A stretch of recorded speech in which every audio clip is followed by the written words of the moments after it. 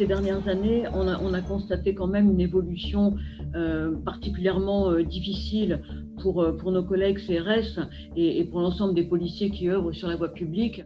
Est-ce qu'il y a vraiment plus de violence envers les forces de l'ordre ces dernières années ?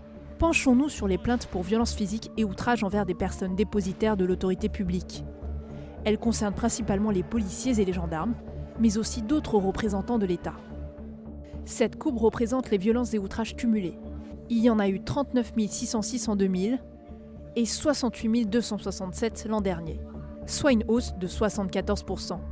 Et ce pic de violence qu'on observe en décembre 2018 correspond à l'acte 3 du mouvement des Gilets jaunes.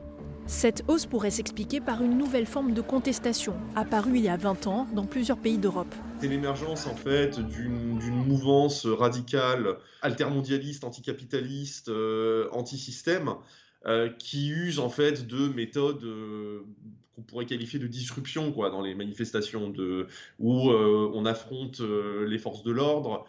On s'en prend en fait au symbole du pouvoir et du capitalisme.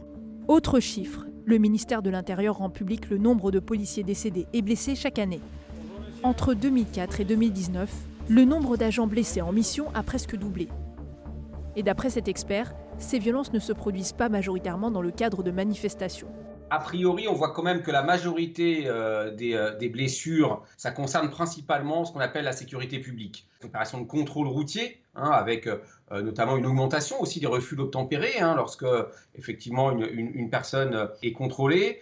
Ça peut être à l'occasion d'une visite domiciliaire, même dans le cadre d'un conflit familial ou de violences conjugales, où les policiers peuvent être pris à partie par l'auteur des violences. Donc ce sont principalement les effectifs de sécurité publique. En résumé, même s'il est compliqué de les quantifier avec précision, on observe bien une augmentation des violences envers les forces de l'ordre sur ces 20 dernières années.